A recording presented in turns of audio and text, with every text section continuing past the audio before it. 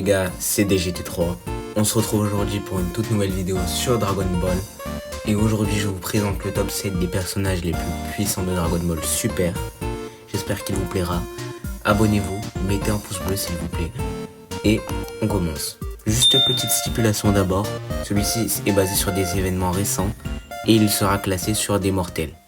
Jehan le Gris a été un des êtres les plus puissants durant le tournoi du pouvoir, si ce n'est le plus puissant. Il a quand même fait un beau combat contre Sangoku, et même quand il était épuisé de toutes ses forces, il a quand même réussi à tenir tête à Goku, Freezer et C17. Ce qui prouve notamment sa grande puissance, due à son crâne chauve bien évidemment, et aussi son futur rôle en tant que Kakaishin de l'univers 11 en succédant vers Moon. Ce qui prouve vraiment sa place dans ce top qui est bien sûr totalement mérité. Broly est le Super Saiyan Berserker, ce qui lui procure une force incommensurable, peut-être même surpassant celle des fusions. Il a quand même réussi à prendre Goku et Vegeta Super Saiyan Blue en même temps, suivi de pendant une heure Golden Freezer qu'il a atomisé, et ensuite Gogeta contre qui il s'est bien battu et défendu. Et Broly, en plus de cela, s'entraîne en ce moment même avec Beerus, Whis Goku et Vegeta sur la planète de Beerus, donc son potentiel va grandement évoluer et vous allez le voir. De par sa transformation orange, Piccolo a obtenu une grande place dans la série Dragon Ball Super de par sa grande résistance et sa force brute, qui lui a permis de tenir tête à l'un des antagonistes les plus puissants de la série, Cellmax. Une fois sous cette transformation, une grande résistance lui est attribuée, ainsi qu'une force énorme et toutes d'autres capacités aussi exceptionnelles les unes que les autres. Piccolo alors pourrait y jouer une place énorme dans la suite de la série, de par son énorme résistance et son expérience hors du commun. Gohan, depuis qu'il a obtenu sa transformation Beast après un excès de rage, comme quand il était en Super Saiyan 2, est devenu l'un des êtres les plus puissants du verse de Dragon Ball Super. Cette transformation est un parfait mélange entre frappe et esquive, puisqu'elle confère à peu près les mêmes avantages que pour l'Ultra Ego et que l'Ultra Instinct.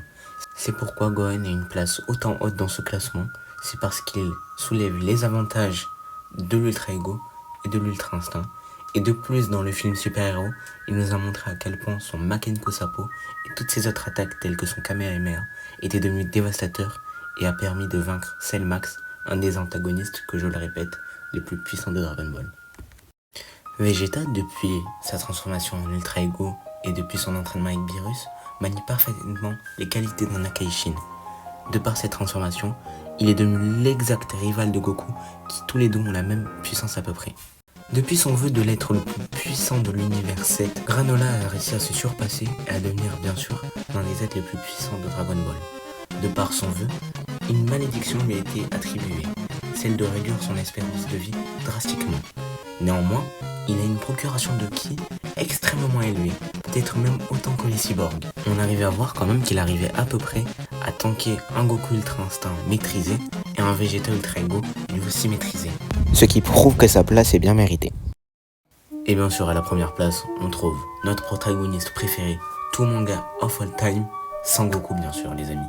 De par l'aide de l'ange Myrus, il a pu développer toutes ses capacités en tant que futur ange et a réussi à pousser son Ultra Instinct à un niveau hors du commun, notamment durant son combat contre Moro, où de par sa maîtrise hors norme, il a pu invoquer un Susanoo énorme qui a pu terrasser Moro une bonne fois pour toutes. C'est vraiment le personnage le plus puissant de tout Dragon Ball, des mortels bien évidemment.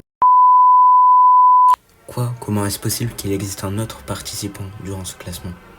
Bien sûr les amis, c'est Black Freezer. De par son entraînement dans un autre univers, dans une salle de l'esprit du temps qu'il a lui-même trouvé, il a passé 10 ans à l'intérieur, ce qui lui a procuré une force hors du commun. Et de par cette transformation, il a pu rétamer Goku et Vegeta en un seul coup, et Gas en forme de base. On n'a pas encore vu à l'œuvre, mais on sait qu'il se dirige grandement vers chez un autre individu, et on pense tous, bien évidemment, que c'est Beerus. Est-ce que notre chauve préféré, roi du mal, aura peut-être la chance d'affronter un dieu de la destruction, et qui non plus ni moins est Beerus? Je pense qu'il pourrait largement le faire, et peut-être voir à son avantage une victoire dans ce combat.